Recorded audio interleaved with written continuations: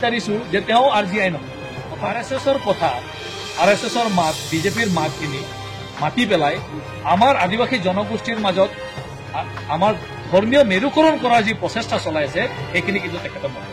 কৰিব বিচাৰিছো যে ঝাৰখণ্ড ছত্তীশগড় ওড়িশা ৱেষ্ট বেংগল য'ত য'ত আদিবাসীসকল আছে তেওঁলোকে কি ধৰ্ম লোৱাৰ কাৰণে তেওঁলোকৰ জনজাতিকৰণটো কাট খাই যাব নেকি সেইকাৰণে যিখিনি কথা নাজানে তেখেতে এনেধৰণৰ কথা কৈ পেলাই আমাৰ আদিবাসী জনগোষ্ঠীৰ মাজত বিভ্ৰান্তিমূলক সৃষ্টি কৰিব নালাগে ধৰ্মীয় মেৰুকৰণ কৰিব নালাগে বুলি আমি সদৌ অসম আদিবাসী ছাত্ৰ সন্থাৰ পৰা আমি পঠিয়াই দিছোঁ ডাঙৰীয়া কামাখ্যা প্ৰসাদ তাছা তেখেতে জনজাতিকৰণৰ বিষয় লৈ পেলাই বিশেষ গুৰুত্বপূৰ্ণ মন্তব্য কৰিছে আৰু তেখেতে এটা কথা কৈছে যে ৩৬টা জনগোষ্ঠীয়ে জনজাতিকৰণ পোৱাটো কিবা নিশ্চিত হ'ব পাৰে সেই কথাটোক লৈ পেলাই আমি ভাল পাইছো কাৰণ তেওঁলোকে দেৰিকৈ হলেও বুজি পাইছে যে ৩৬টা জনগোষ্ঠী জনজাতিকৰণ হ'ব পাৰে বা হ'ব বুলি কিন্তু আমি গম পোৱা মতে আমি জনা মতে আজি ২০টা বছৰৰ আগত বা ২৫টা বছৰৰ আগত বা যেতিয়াৰ পৰা জনজাতিকৰণৰ বিষয়টো অসমত উত্থাপিত হৈছে তেতিয়ালৈকে যিমানখিনি মেমৰেণ্ডাম গৈছে অসম চৰকাৰৰ পৰা বা বিভিন্ন জনগোষ্ঠী জনজাতীয় সংগঠনৰ পৰা যিমানখিনি মেমৰেণ্ডাম গৈছে বিশেষকৈ চাৰ জনগোষ্ঠী আদিবাসী হিচাপে তাত কিন্তু সকলোকে সন্নিৱিষ্ট কৰি পেলাই মেমৰেণ্ডামখিনি দিয়া হৈ আছিল যাৰ ফলত বাৰম্বাৰ নাকচ কৰা হৈ আছিলে বাৰম্বাৰ মানে সেইখিনি গোটেইখিনি মানে ৰিজেক্ট কৰা হৈ আছিল এতিয়া অন্তত যিহেতু চেন্ট্ৰেল গভৰ্ণমেণ্টে যিখিনি চালিজাৰি চাই পেলাই তেওঁলোকে গম পালে যে ৩৬টা জনগোষ্ঠীহে অসমত তেওঁলোকে জনজাতিকৰণৰ মৰ্যাদা পোৱাৰ মানে সম্ভাৱনা আছে বা তেওঁলোকে সেইখিনি ক্ৰাইটেৰিয়া ফুলফিল কৰে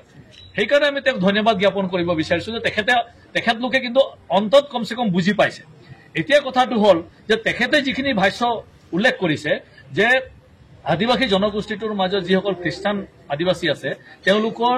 যে জনজাতিকৰণ হ'ব লাগে নে নালাগে তেওঁলোকৰ বৈশিষ্ট্যখিনি আছে নে নাই তেওঁলোকে কৰম পূজা কৰে নে নকৰে বা কেনেধৰণে কৰে তেওঁলোকে অন্য যিখিনি পূজা কৰে তাত তেওঁলোকে কৰে কিন্তু তেওঁলোকে যিখিনি পূজা পৰ্বত তেওঁলোকে নকৰে তাৰ কাৰণে তেওঁলোকৰ যিখিনি বৈশিষ্ট্য এইখিনি হেৰাইছে বা তেওঁলোকে নাপাব পাৰে বুলি এনেকুৱা ধৰণৰ প্ৰশ্ন তেওঁ উত্থাপিত কৰিছে আমি তেওঁক ক'ব বিচাৰিছো যে তেওঁ RGI নহয় প্ৰথম কথা তেওঁ RGI নহয় আৰু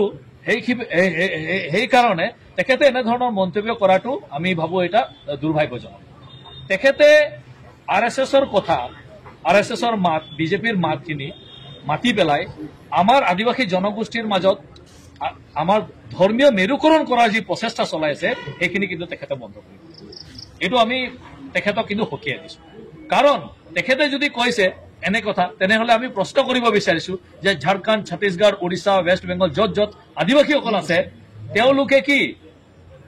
ধৰ্ম লোৱাৰ কাৰণে তেওঁলোকৰ জনজাতিকৰণটো কাট খাই যাব নেকি কেতিয়াও হ'ব নোৱাৰে তেওঁলোকেতো এতিয়াও জনজাতি হয়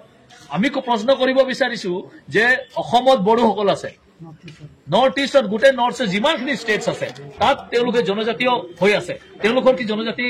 মৰ্যাদা কাট খাই যাব নেকি অৰুণাচলত কাট খাই যাব নেকি সেইকাৰণে যিখিনি কথা নাজানে তেখেতে এনেধৰণৰ কথা কৈ পেলাই আমাৰ আদিবাসী জনগোষ্ঠীৰ মাজত বিভ্ৰান্তিমূলক সৃষ্টি কৰিব নালাগে ধৰ্মীয় মেৰুকৰণ কৰিব নালাগে বুলি আমি সদৌ অসম আদিবাসী ছাত্ৰ সন্থাৰ পৰা আমি পঠিয়াই দিছো